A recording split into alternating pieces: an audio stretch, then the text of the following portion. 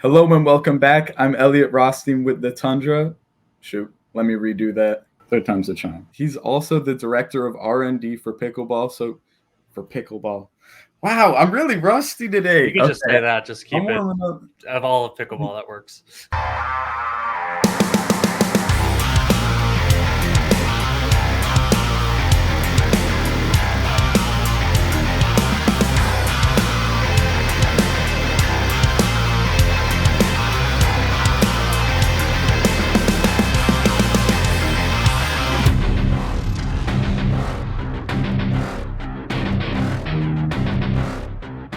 Hello and welcome back to Collegiate Pickleball Tailgate Summer Series with the CEO. I'm your host, Elliot Rothstein, and today I'm lucky to be joined by Tom Barnes. He's a co-founder of Selkirk Sports, the leading manufacturer for pickleball equipment and gear, and he's also the director of R&D for them. How are you doing today, Tom? Good. Thanks for having me, Elliot.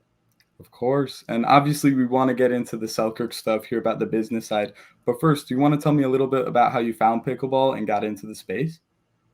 Yeah, I'd say the first time we played pickleball it was my brothers and I think our dad as well. And local Croc Center went up kind of right down the road from our house and it was within walking distance. And we showed up there and there's something called pickleball and we started playing. And that was probably, 15 years ago now, somewhere around there.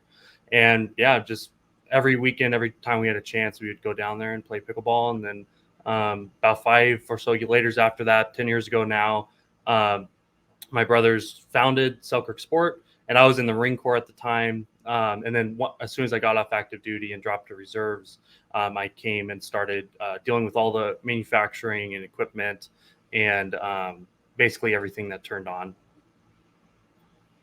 Oh, awesome. And firstly, obviously, thank you for your service in the Marines. And do you feel of the CEOs and, pickleball, minds we've interviewed on this show, your path to being in that space is very different and very unique from theirs. Do you think that's helped you or served you well within the space since? Oh yeah, I think it's served us very well. For instance, like my brothers and I were not college graduates. We have GEDs. We're not from the sporting goods industry.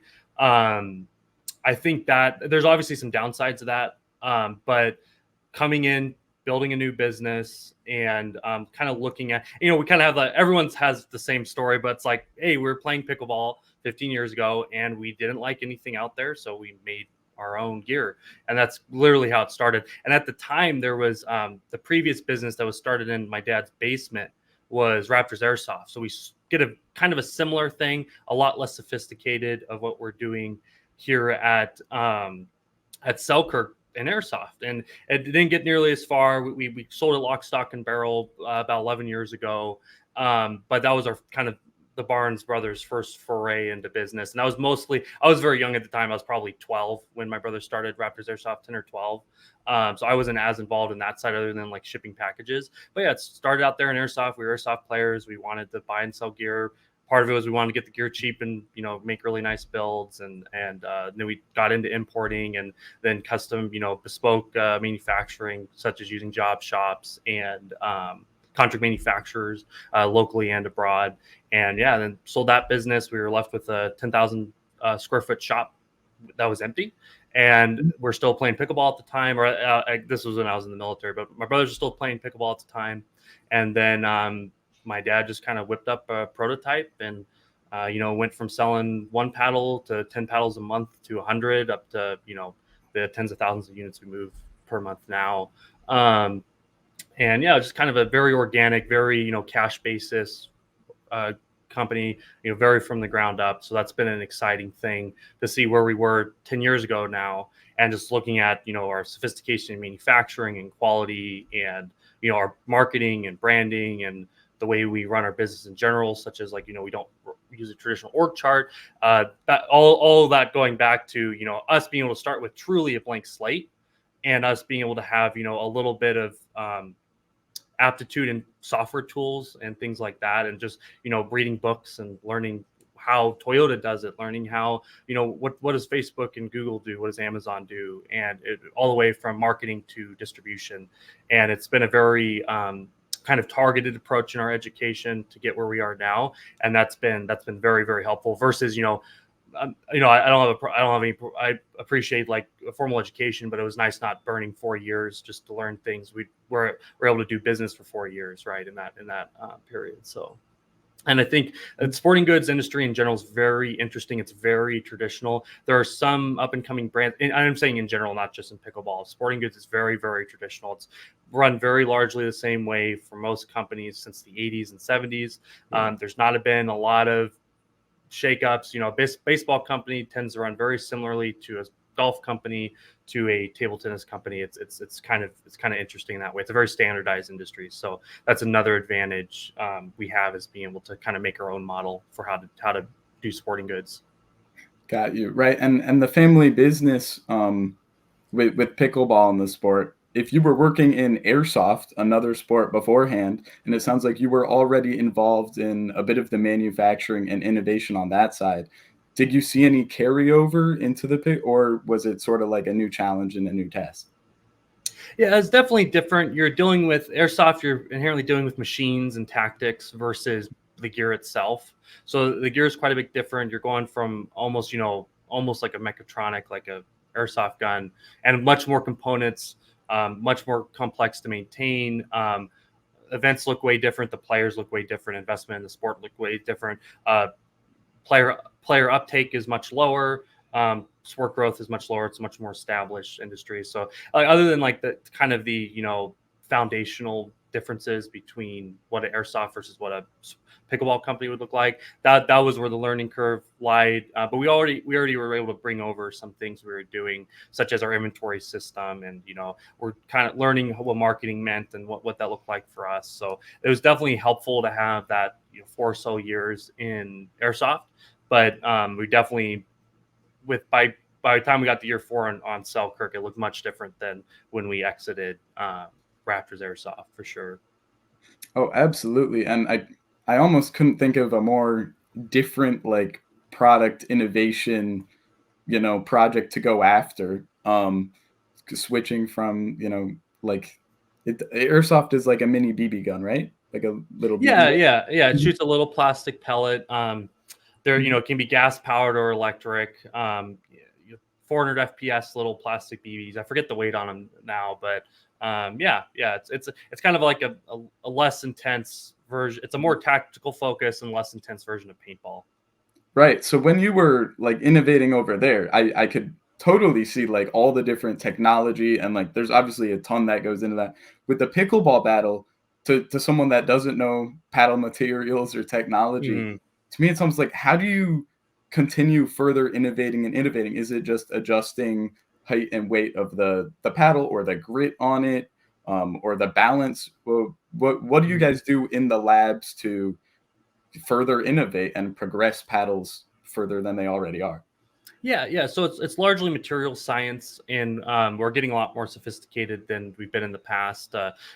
Things like materials engineering, where that in lies composites, layup, and manufacturing. So you have all these different fabrics to choose from: fiberglass, carbon, maybe an aramid nowadays, and you can use those in different combinations with different core types, different weights of the core, different plastics in the core, or now foams are becoming more commonly seen, and are like just more complex structures and substructures. So the bulk of that is kind of like everything. A lot of what you see in pickleball is kind of hand-me-downs from the aerospace industry, 1 or 2 decades ago, because it's using very similar fabrics, hand layup.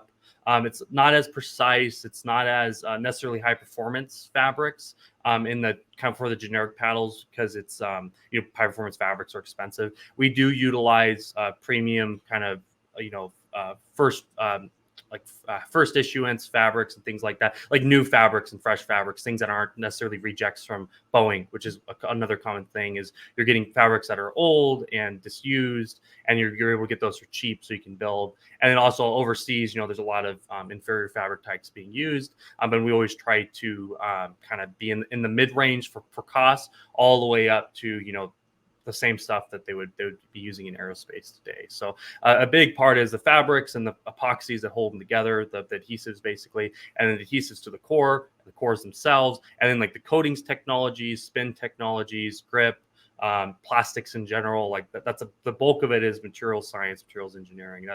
That's where the most of the work has been done for the last 10 years, and that's where the goal and the trick with that is, okay, yeah, we can make this thing. Now, how do we make 10,000 of them? How do we do that consistently? How do we give a consistent experience to the user? And then how do we get that USPA stamp on them and make sure that we're always, well within spec, so that we're not selling out of spec materials, which is a problem in the sport right now, which is just at the end of the day is largely a manufacturing issue. Just hand layup is hard, and it's hard to keep it consistent, and you really have to be involved, and you really have to pay attention and know how it works to keep the quality management where you want it to be, so that you don't have, get 10 paddles and 1 versus 10. If you went to quantitatively measure them, you all get, it looks like a random number generator, right? That's what you don't want to see. That's bad quality. That's bad manufacturing. That's kind of where we start as one of our foundations is quality. So like for me, being R&D, quality is one of my departments, right? So that's a big focus for us. We want that consistent experience. We want that paddle that will last. And if we have some sort of failures, that's why we also have our limited lifetime warranty, to ensure that if you do have a quality failure, we're going to fix it. We're going to fix it fast, and you're going to get back up and running in no time. When you're thinking of coming up with a new paddle, or you're testing things out, do you guys have a blueprint you're going for from the start? Like you're looking for a more control paddle or a more power paddle? Or are you trying out these different combinations of, fabrics and width and foam and different densities, and then testing those out in the lab, figuring out which is something that could be marketable or that could actually be a final product, and then just moving forward with that? Or is it something, again, that you sort of had a vision for from the beginning and carry it out through trial and error? Yeah, like once you really understand, like, so you have like a best practices, like how you make a paddle. Like a lot of that is due to regulation, right? Like can't be bigger than this. It has to pass deflection. It has to pass surface roughness. It has to pass coefficient of friction, things like that. So that definitely is a large design constraint, and for good reason. That's largely half of that's for safety. The other half is if you make a paddle that's too hot or has way too much spin, the court dimensions no longer work, right? So we're dealing with those constraints of like, we have to make a paddle that's like responsible and doesn't ruin the game and change the game to a point to where, it turns, women's doubles into a tennis match, and it turns men's singles, whoever can slam it the hardest, like or more like men's doubles turns it into like just a who can hit it harder match, versus right, which breaks strategy. For mixed doubles, people have to start taking steps back, which changes the slow game in a negative way. So there's those kind of design constraints of like, hey, how do we make a paddle that doesn't mess up the spirit of the game, right? Is what we call it. And then we have our material. So we have like best practices, which includes safety and quality and scalability and customer experience, things like that. Like that's like our basic guidelines for how to build a paddle. And then we know we have a material catalog, right? We have there's all hundreds and hundreds of fabrics we've tried, thousands of coatings we've tried, and we have a material catalog of thousands of entries. And then we get those entries in there, we classify them and categorize them, and we test them, and then we give our outcomes and things like that, and do like do some risk management on that. Like, hey, if we're using this thing, we have to use different equipment, we have to bump up our safety gear, things like that. So basically, you should take the large part is you take your materials catalog, you take your best practices, and then now, like, what do we want to make? Do we want to make a control paddle that targets this kind of player? Do we want to make a paddle that targets this kind of player? Do we want to make a really good hybrid control paddle that targets 80% of players? And that's like, for instance, like our Vanguard Control Air, like the Lux, that you'd be familiar with. That's like a great paddle that can work for 80% of people. It might not be everyone's preference, but it's just a great paddle that's awesome all around. Like, it works for beginners. I mean, people like Jack Sock are happy to use it, things like that. So we definitely, we'll kind of figure out what do we want this to be, and then, we want to build something we can actually, get into people's hands for the right price. And that causes the questions like, hey, what materials can we use? Who's going to buy it? Is there enough people that's going to buy it so we can actually afford to buy, do this in bulk, do it in large quantities so we can make it more feasible, things like that. So. Oh, yeah. And I think it's interesting you mentioned how different paddles can be aimed for a larger audience, or some can be, if you're someone that really just likes banging it every time, which is a Mhm. rare type of player, there might be like a niche paddle for you that Selkirk offers. But I am wondering, I don't know if you guys do any testing on this in your R&D department. Uh, is there any research out there on how much difference a paddle really makes? Like if I was a professional pickleballer and I were Mhm. to pick up like the Lux Pro, and use that one in and I play like 10 matches, would there be a sizable difference if I made even a big switch from like one end of control to one end of power? If I were to just play like a couple games with it and get used to it, would my level sort of stay the same? Has there been any testing on that? Or are there really like people that just play permanently better with a better pattern? Like their potential really is maxed out higher? I mean, I'm not aware of any published studies on that, no, like any quantitative studies, but I'm sure that's something we'll see here soon if we don't commission it ourselves. But there is a side like, a poor workman blames their tools, right? So you could have the best pedal in the world, and if you're a 2.5, you're not gonna beat a guy. You could, you got Ben or Catherine. You got Catherine comes up against you with a wood paddle. She's going to beat you every time, right? So there's always a skill gap, right?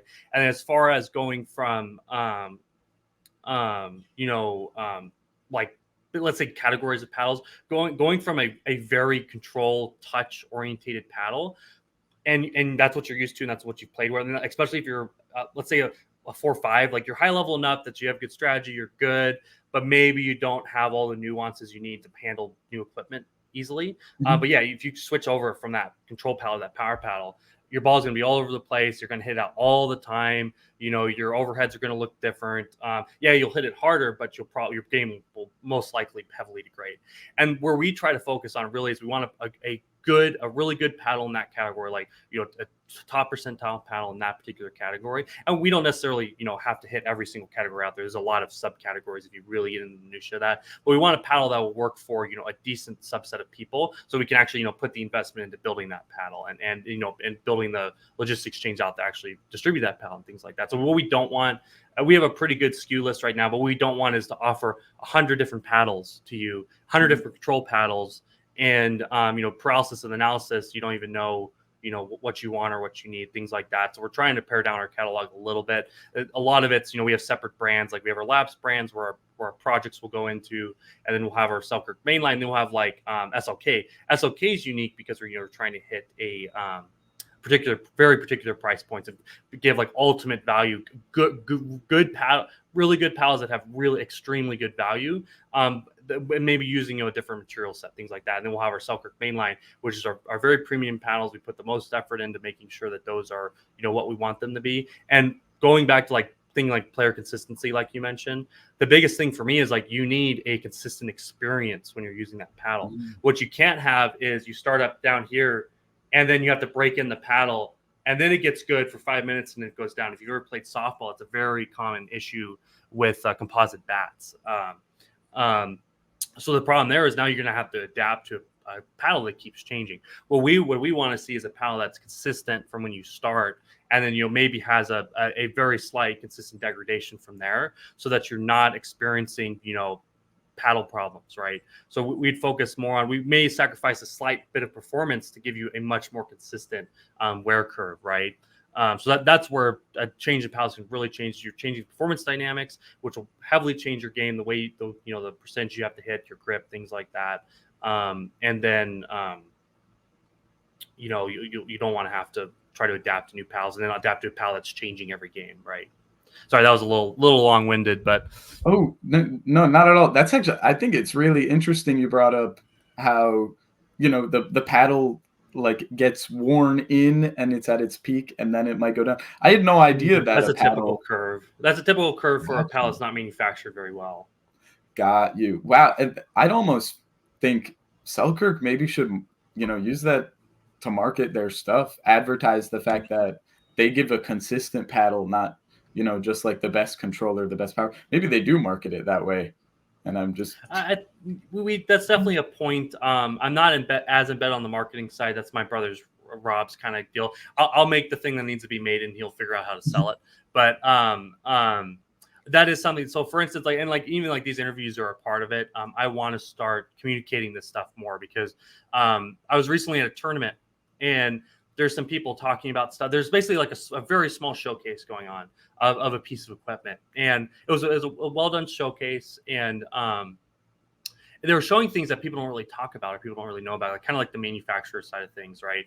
And that was really interesting to see how excited and intrigued people got about of just looking at stuff that they didn't inherently understand, but was being communicated relatively well. And they just thought it was cool because they hadn't seen that before. There's some YouTubers that try to do that, but cutting a paddle in half, observable factors of a paddle doesn't really tell you much at all. Like it just doesn't. Like, yes, you can see, what basic core it has, what the top layer is, maybe what the bottom layer is, maybe if it's a hybrid a carbon fiberglass hybrid, but it doesn't taste. Observable features is a very small part of the manufacturer side of things, and most manufacturers know this. Most manufacturers that have to actually, I mean, given there are some manufacturers that aren't involved in the engineering side, they just tell us like, hey, build us a new thing or we'll take whatever you have. And they don't even really know how a paddle's built. That's kind of a common problem. Not a common problem. It's a strange problem that a few brands struggle with. But there's a lot of good brands out there now. I believe we're at the forefront of that, of really understanding how a paddle's made, what players want, then the kind of the getting into the almost ethics side of it, like what's good for the game, what breaks the game, good business practices, good marketing practices, things like that. You mentioned maybe how there were other non-observable factors that you obviously have access to, being the director of like an R&D, but that a YouTuber, again, just by cutting it into, wouldn't actually be able to like analyze or like unless they have a background or they had somebody walk them through it that kind of shows some of the nuance. But right. I mean, again, like you don't have to have a background in composites to look inside a paddle and kind of understand what's going on. And the major issue is those non-observable factors is finding equipment or inventing equipment that can actually measure those non-observable factors and measure that correctly, do that the right way, translate the data in the correct way, so you're actually using the scientific theory to get an output that means something and has a high efficacy, which means it actually is adherent to what the original goal of that testing was. I do want to be able to communicate kind of the technical side of manufacturing, the technical side of R&D. There's some problems in that because there's a lot of trade secret, right? So we kind of have to navigate, giving away the goose that lays the golden eggs versus like communicating, what matters and why. I think my initial plan is to start doing something along the lines of, clearing up misinformation. Like, what does delamination mean? And what does that mean versus debonding? And what is the surface roughness test? Why do paddles fail? Things like that. And just like clearing up misconceptions there are about just basic terminology, right? Like people will say, oh, my paddle did this. And no, that's not what happened. That's not what's going on. I don't know what you're saying, but we cannot, observe that factor. So a big example of this is the word delamination came up.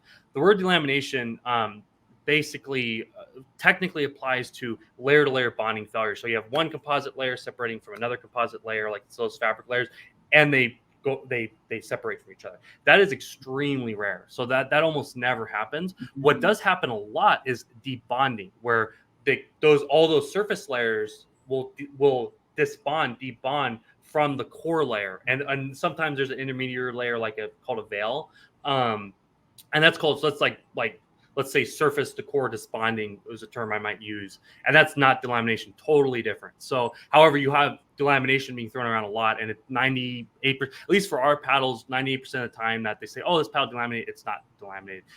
Very rarely they'll debond as well. So that's another big misconception. For instance, delamination became a buzzword 2 years ago now, maybe 3, and we've never had I checked the logs, I checked the data. We never had a warranty return ever for paddle delamination, ever. A debonding, never.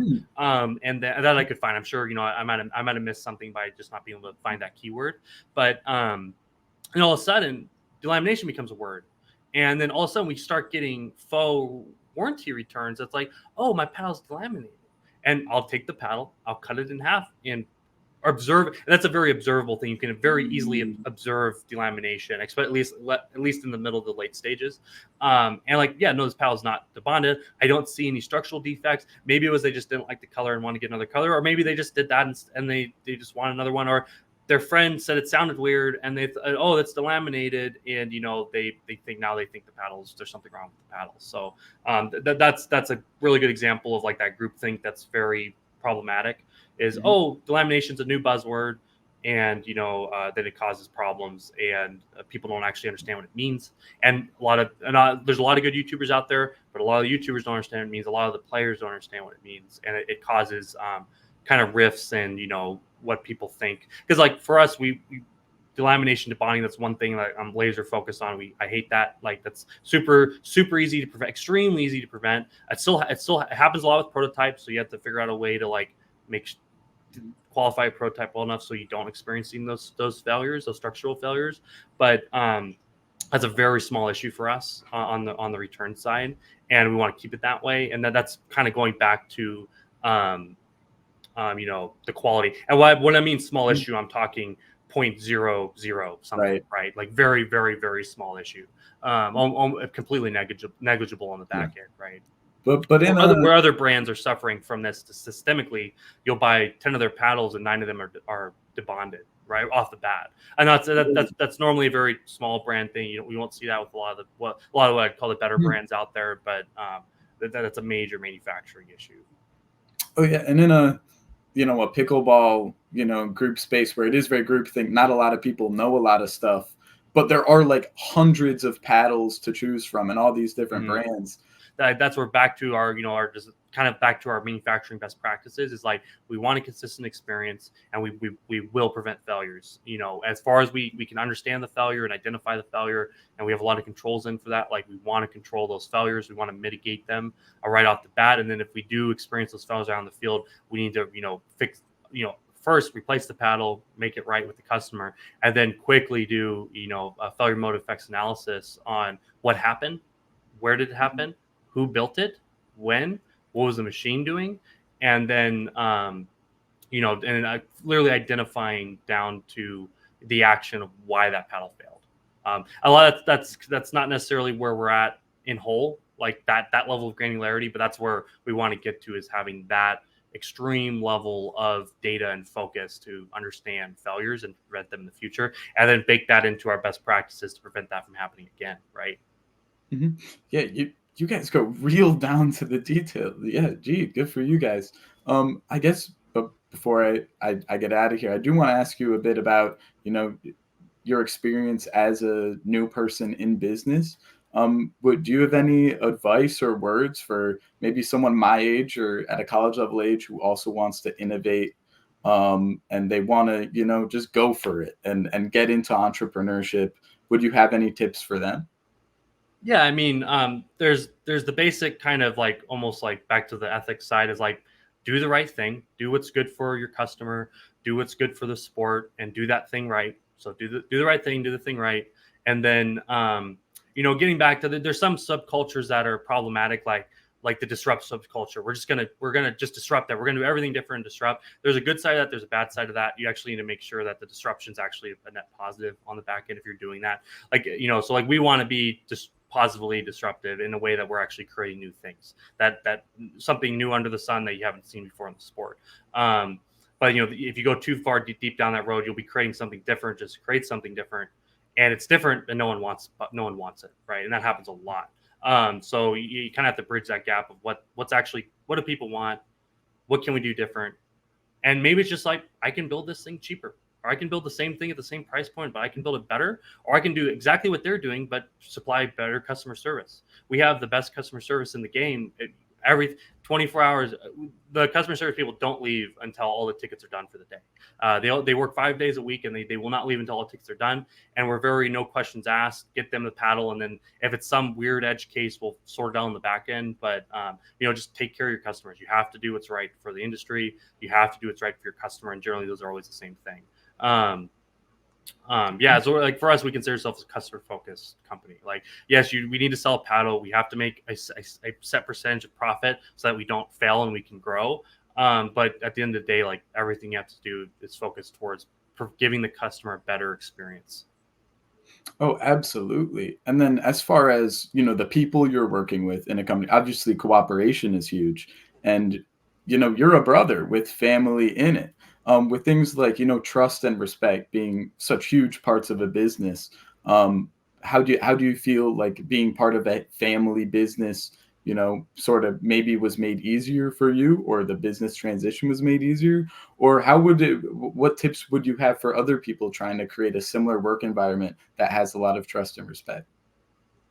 Yeah, it's hard when it can be hard with like executive peers and executive owners and founders and like founding peers and things like that, because there's like I want this, he wants that, and they're both 50-50. I used to say the only ship that doesn't sail is a partnership, and that's a real issue. Like you have to be similar enough and different enough that you can both complement each other. They're just saying like two people. In our case, it's four, right? My brother Rob mostly runs like marketing and kind of the back the customer facing into product development, soft goods, things like that. My brother Mike runs like the really hardcore, very granular business end, taxes, all that kind of stuff. He loves that software processes, business process. And for me, I'm kind of the guy who likes building things and likes knowing how stuff works and loves machines, loves materials, loves science and engineering, things like that. So I'm an enthusiast and all that. And my dad's really good at running a production line and like directing the manufacture, like our onshore, our US side manufacturing, just getting stuff built and getting stuff out.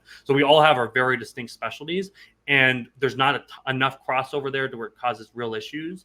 And like, hey, they know I'm good at this thing, and if I'm like, no, this is what we need to do, 9 times out of 10, we're just gonna do it, and because you have to like try, like that's their specialty. They have the most context, they have the most skill, so we just have to trust that they're going to make the right decisions. And there's and how do we make collaborative decisions and taking this new big marketing approach. Like I'm trying to get in the marketing side. I'm not big on, I like building things. That don't like selling them as much. I just like building them.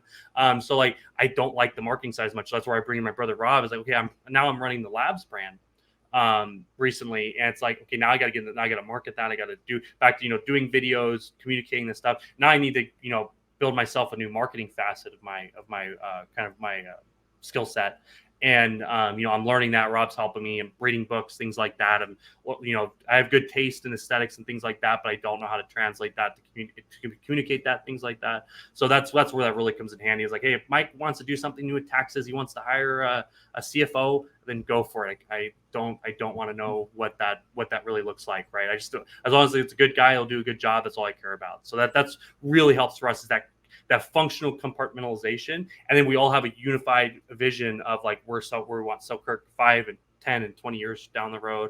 How we want it. We all want to take care of the customer. We all want to build a better project. We want to stay a premium brand, things like that. So we all have that kind of the uniform front. And then I'm reminded from a quote from, I don't want to get it wrong, it was Sony or Panasonic, I'm blanking out, but he said something along, he's like 15,000 staff. He's like, when you have 15,000 people marching in the same direction, it's pretty unstoppable. So that's what I feel like we have with both like my brothers and I, and all the people who work with us and for us, and the people we work for, mainly our customers. And like we all share a vision. We all communicate that vision, and then we're trying every day to execute that as well as possible. Oh yeah, hearing about all your insights with business, the prevailing sentiment is that like Selkirk values like the unity, the unity of the people working there, but also as a brand, as a company, they're unified with the pickleball scene in general. They're not just trying to be, like you said, like a negative disruptor. They're trying to be a positive and Yeah, contribute. because we hire people that will contribute to the vision. And if you think our vision is wrong and you can't present a good enough case to provide evidence in that, like I'm like, for us, like, and then one thing is like my brother, Mike says a lot, like if we come up with a new idea, like something new, something disruptive, or just something new, and everyone agrees with that, then maybe you're doing something wrong and things like that. So there's the aspect of, man, if you make something generic, maybe you're doing the wrong thing. But also, hey, if everyone thinks I'm wrong and I think I'm right, then let's try it. Let's try it on a small scale, see if it works, see how customers like. That's where the Labs brand came from. That was, we tried it on a small scale, we see how it works, then we go from there. And right now, Labs brand is becoming the core of everything. We're trying a new manufacturing process out there on the line. It goes through Labs first. We try it on the small scale. We test it and go from there. We're dealing with new software products. We test it in Labs. We get it going here, and then we go from there with new materials, new products in general. Just in like Labs is becoming the test bench for everything new for us that can't directly embed into our current ecosystem. And that's been very helpful as well. It's just, hey, if you want to try something, I just had one of my guys just came to me. He's like, hey, I want to try this crazy idea. I think it can work. And, it wasn't super cheap. And I'm like, hey, do you think you can make this? Like, he's the expert in this field. And like, do you think you can make it work? And like, okay, is there a 90% chance we're going to be using this 5 years from now, or we'll get our money's worth 5 years from now? He's like, yeah, there's more than 90% chance. We're going to buy that thing and give it a shot and just try something completely new. And for him, especially, he's really good at what he does. So 9 times out of 10, he's right. I'm skeptical half the time, and almost always he's correct. So that's a big facet of like getting good people, trusting their skill set, and then just being like, yeah, okay, let's not buy $1 million machine to test that thing. Let's get a $5,000 variant of that to build a non-functional product that's a proof of concept, and then go from there, right? So it's a kind of, we get that from software development. You have things called like minimum deliverables.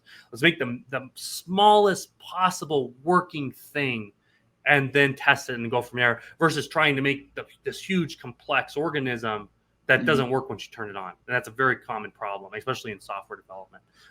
And we try to find ways to, try things that are sound crazy or haven't been done before, be able to qualify them, and then figure out, okay, is this something we need to move to production? Is this something we need to sell?